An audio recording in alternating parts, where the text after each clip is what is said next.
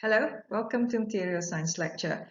We are in our second lesson for Module 9, where we're going to talk about stainless steel.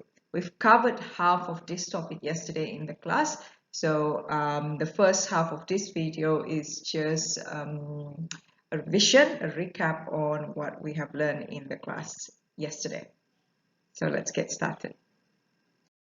By the end of this lecture, you should be able to describe the different types of stainless steel and cite their compositional difference in terms of the chromium content.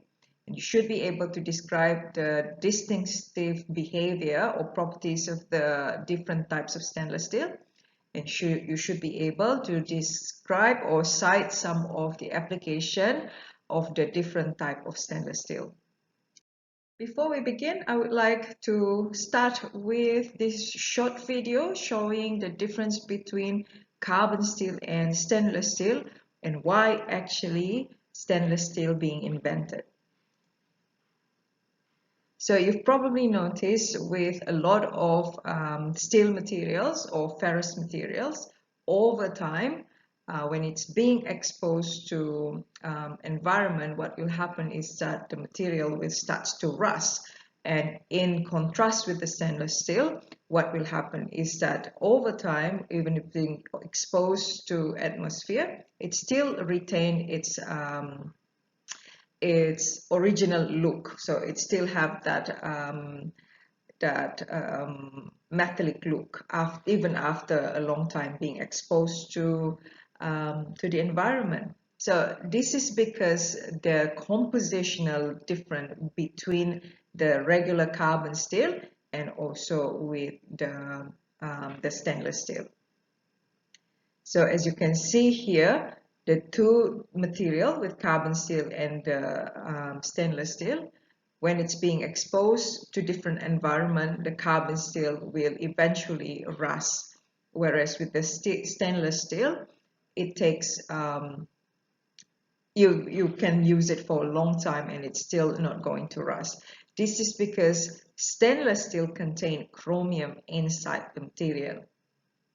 So when it's being exposed to the environment, what will happen is that the oxygen in the environment will react with chromium inside stainless steel and form that layer of chromium oxide on top of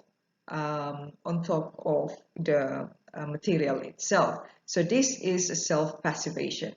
So this process happens over and over. So when the material is being scratched again, the metal that being exposed will react with oxygen again, and the stainless steel will be covered with that layer of chromium oxide. Unlike the normal carbon steel, there's not going to be any layer protecting it. Once it's being exposed to the environment, ferrum oxide will form, and this ferrum oxide is in the form of rust. So that's why you will notice that stainless steel has been used a lot in a lot of applications outdoors. So in as a rail for the staircase, outdoor staircase, as in the park for playground equipment, a lot of them are using stainless steel. So this is because stainless steel have this ability or self-healing ability to coat itself over and over again with the protective layer. So ferrous metal over time, due to the nature of iron itself, will become corroded and it will result in the formation of iron oxide known as rust.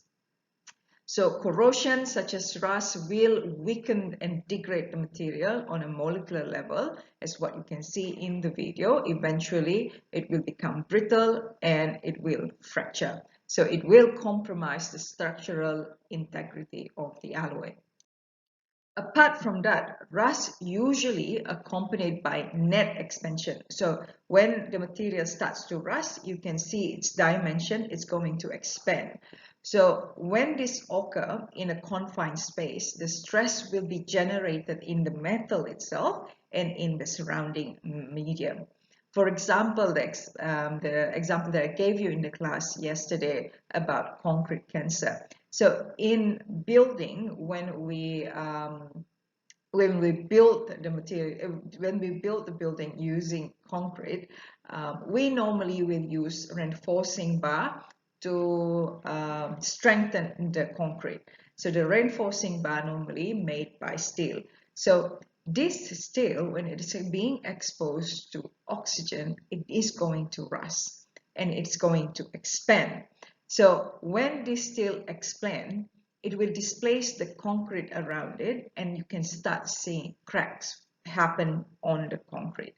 So this is some of the drawback of using steel that is not stainless. So rust can cause all of this problem, in which why stainless steel being invented.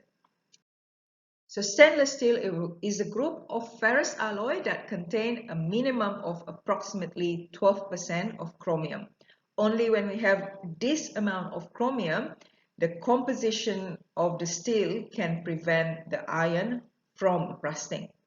So I group this material as high alloy steel. So they can have low carbon or high carbon, but with a lot of other alloying element to alter the properties of the steel, with the main alloying element as chromium. As you can see in the video, the role of chromium in stainless steel is to form a surface oxide that protects the underlying steel alloy from corroding. So when being exposed to oxidizing agents such as oxygen in our ambient atmosphere, the protective layer will be produced. So this is when it starts being exposed to oxygen, what will happen? The oxygen will react with chromium to form the oxide layer here, which is chromium oxide.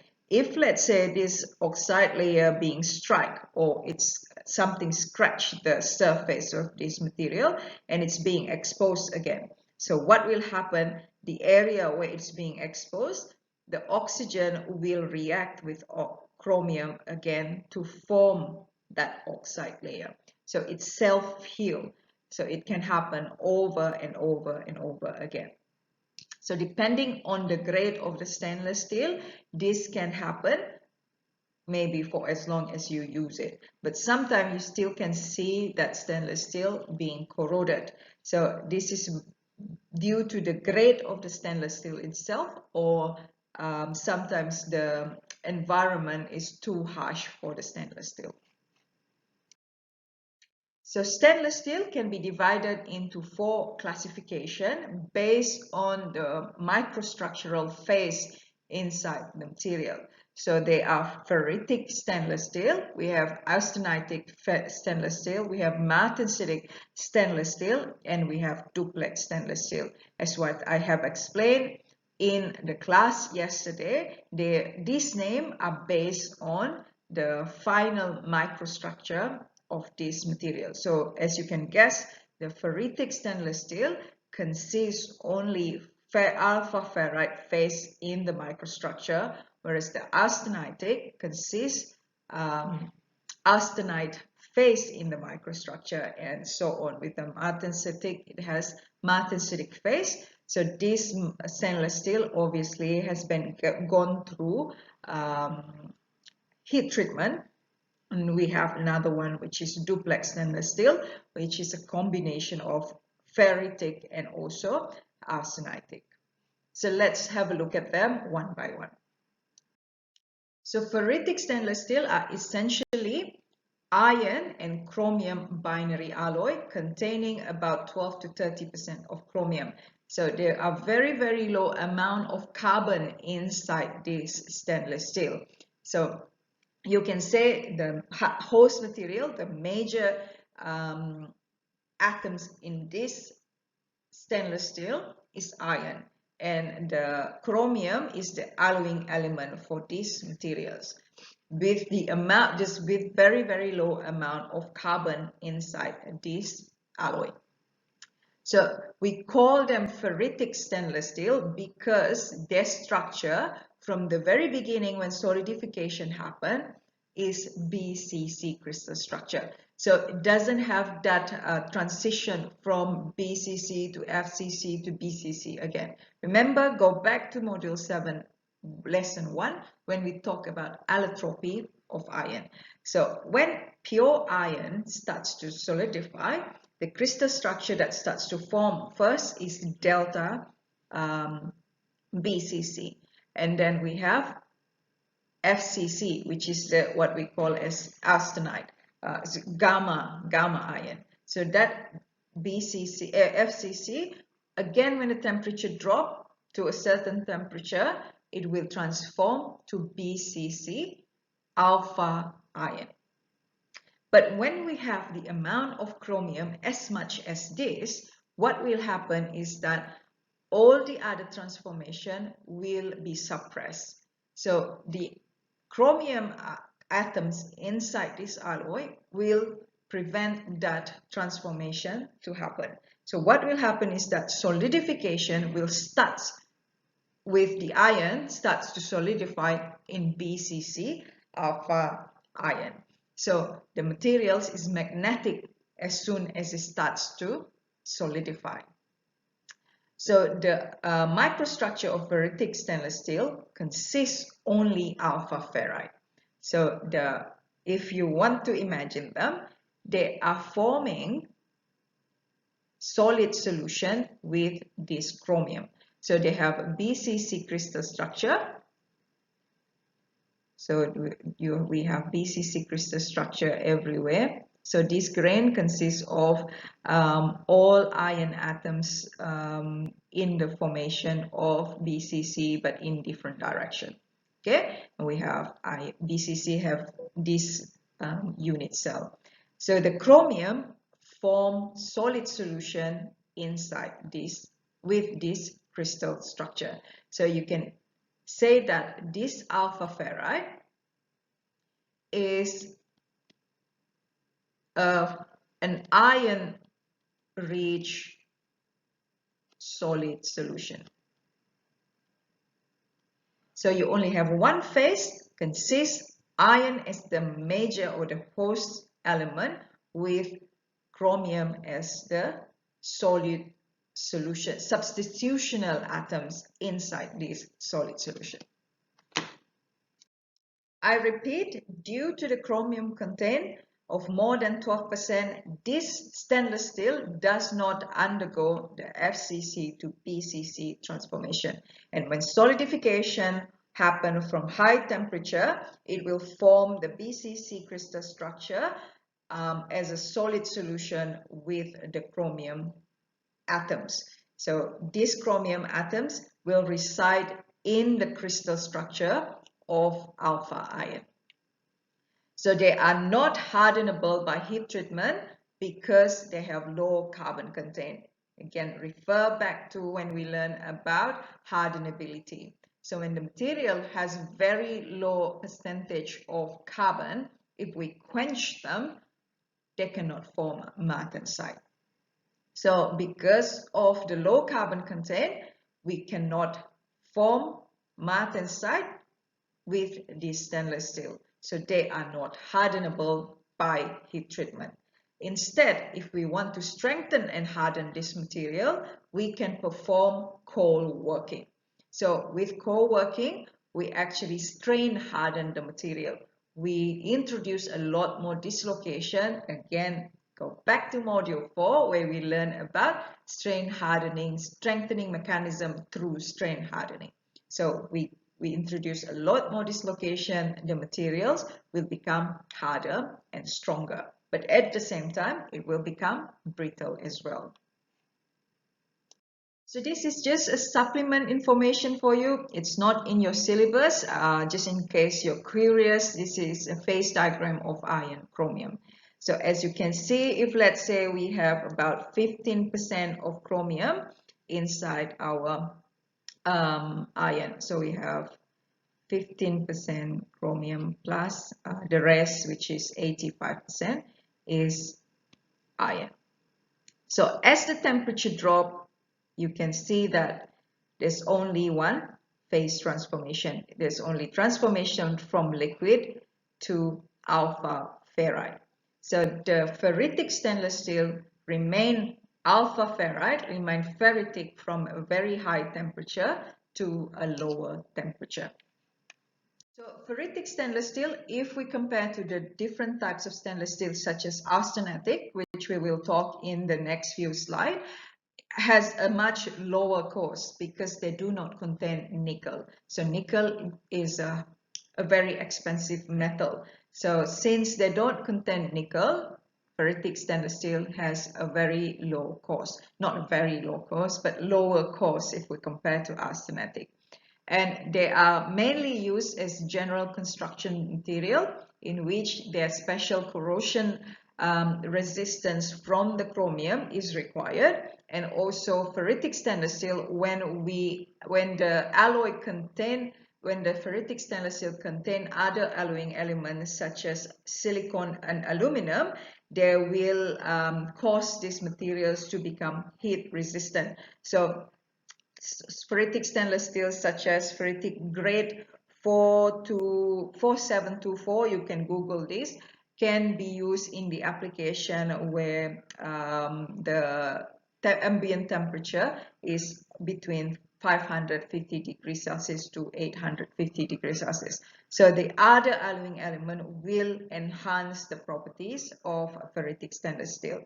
And also if other alloying elements such as molybdenum being added to ferritic stainless steel, it can improve its oxidation resistance, and it also improve its strength in high temperature. So ferritic stainless steel get its strength also from the substitutional solid solution that it's formed with the chromium when we talk about the solid solution just then. So the alloying element help it to become stronger as well. So as I said, they're mainly used, they've been used in a lot of high temperature applications such as heater and combustion chamber. So ferritic stainless steel are also often used for vehicle exhaust pipe that requires high temperature materials. Now let's have a look at austenitic stainless steel. So this stainless steel basically are iron, chromium, and nickel ternary alloy. So they contain between 16 to 25% of chromium and 7 to 20% of nickel. So the main ingredient for this stainless steel is iron, chromium, and nickel. We can add other alloying element as well to enhance its properties, but remember with austenitic, these three elements are the main elements. With the ferritic just then, the main ingredient is chromium and iron. So we can add other alloying element to enhance its properties. So these alloy are called austenitic since their structure remain austenitic at any temperature. So their crystal structure is FCC crystal structure at any temperature, from high to lower temperature. So from when it starts to solidify, as FCC crystal structure. And we know that normally with steel, allotrope, because of the allotropy, it will change its crystal structure. Because of the presence of nickel alloy, a nickel element in these materials, that doesn't happen. So what will happen is that it will remain FCC from when it solidifies to room temperature. So it suppresses the transformation of FCC to BCC. So this is the microstructure of austenitic stainless steel. As you can see here, you can only see a single phase. So it's a single phase of gamma ion type solid solution. So this FCC crystal structure, now if you want to imagine them, so each of the unit cell here we'll have FCC crystal structure as what we've learned in module 2. So there we have FCC crystal structure, and the chromium and nickel is forming solid solution with this. So it's an iron-rich solid solution. It contains the majority of the atoms inside this unit cell is iron, with chromium and nickel residing inside this unit cell. So they form only one phase, which is gamma ion. So the presence of nickel in this alloy is what enables the FCC structure to be retained at room temperature, because nickel as a pure element has FCC crystal structure as well. So the austenite we know have FCC crystal structure. So this what helps the FCC crystal structure to be retained to room temperature. So because of the high amount of austenite in the microstructure, this material is mostly non-magnetic. So the stainless steel, austenitic stainless steel, has this characteristic. We know that with anything contain iron, at room temperature, it will be magnetic. Go around and find anything with steel. If it's magnetic, normally it is steel. So when the steel is in BCC crystal structure. So go back to module 7. During the transformation, we can see there's what we call as Curie transformation. So it has a BCC crystal structure. That is when the austenite transforms to BCC, and that is when the material starts to become magnetic. So at higher temperature, steel are not magnetic. So when they are in austenitic phase, they're not magnetic. So since austenitic stainless steel retain that FCC crystal structure at room temperature, they are not magnetic.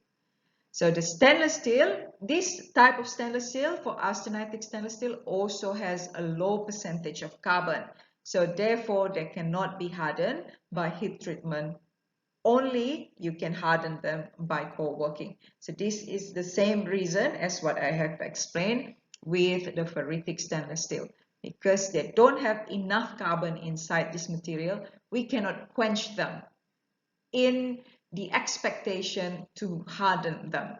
So instead, if we want to harden them, we need to perform strain hardening, strengthening mechanism. So due to the FCC crystal structure, what we've learned with FCC crystal structure, materials that have this crystal structure will be a little bit more ductile, or a lot more ductile if we compare to the other crystal structure. So austenitic stainless steel, if we compare to other type of material, other types of stainless steel, is a little bit more ductile. So the high formability of this steel is due to the FCC crystal structure. So this steel, the most popular grade of stainless steel, due to their excellent formability and corrosion resistance. So some example application of austenitic stainless steel are as a material for architectural application, such as the exterior of the Jinmao Tower in Shanghai, as what you can see here. So this building is clad with type 316 stainless steel with a mirror finish. So if you look at this material, it looks like it's glass everywhere, but the main materials to make the cladding of this material is stainless steel. So they are often used and found in kitchen application because they are non-magnetic and corrosion resistant. Apart from that, also because when you taste them, they don't have any taste. So it won't change the taste of the food. So that's another properties of stainless steel that makes them suitable for kitchen application. One of the most important applications of Astonitic stainless steel is to be used at a cryogenic temperature, and this is due to the FCC crystal structure. So FCC structure are hardier and at extreme temperature due to the extra strength of the additional atoms per cell, per unit cell. So Astonitic stainless steel are the only stainless steel that do not become brittle and easily fractured at cryogenic application. So even below negative 100 degrees Celsius, this material will keep its toughness and elongation if we compare to the other types of materials or other types of stainless steel. So when they're being struck or they're being loaded, the atoms can slide past one another because we have a lot more atoms per unit cell in FCC crystal structure. So they can slide over in their closed pack arrangement and allow this to happen without fracturing. So in comparison, if we have the body-centered structure, which is the ferritic, what will happen is that the ductile to brittle transformation at lower ductile to brittle transition at lower temperature will occur, as what I have explained in module 5. So at cryogenic temperature, FCC of the austenite stainless steel have a higher tensile strength, that will allow them to be used in this kind of application. So of course, the toughness will be slightly degraded as well at this temperature, but compared to the other types of stainless steel, they are the best choice for this application. So normally they've been commonly used in Arctic location and also in handling liquid gases such as liquid nitrogen and liquid helium. So liquid helium is the coldest material known, with their boiling point, their boiling temperature at negative 269 degrees Celsius. So only austenitic stainless steel can be used to actually store this material. And then we have martensitic stainless steel. So obviously with this one, we will have high percentage of carbon, because only with high percentage of carbon, we can heat treat them and transform the microstructure to become martensite. So martensitic stainless steel still contain chromium atoms that will allow them to become stainless. So the chromium content is between 12% to 17%, and with the amount of carbon between 0.5% to 1% of carbon. So with the percentage of carbon, martensitic microstructure can be produced by quenching from austenitic region to room temperature at a very high cooling rate. So this is the microstructure of martensitic stainless steel. Consists, as you can see here, the martensitic structure after being quenched from austenite to room temperature, from austenite temperature to room temperature. So the martensitic stainless steel with the tempered martensite microstructure has good hardness and high toughness. So they have been used largely for medical tools. So even when you go for your dental check, your dentist, the equipment, the tools that your dentist use are normally made of these materials. And martensitic stainless steel also used as a cutlery. So these are some of the example of application for martensitic stainless steel because of this martensite microstructure, which what we have learned is hard. So means that this materials has a good wear resistance. So they've been used for the application where it involves a lot of friction, such as ball bearings and other valve parts. So lastly, we have duplex stainless steel. So as what Go mentioned in the class yesterday, which is correct, this stainless steel will have a microstructure of half or campo. It's mixed between austenite and ferritic stainless steel.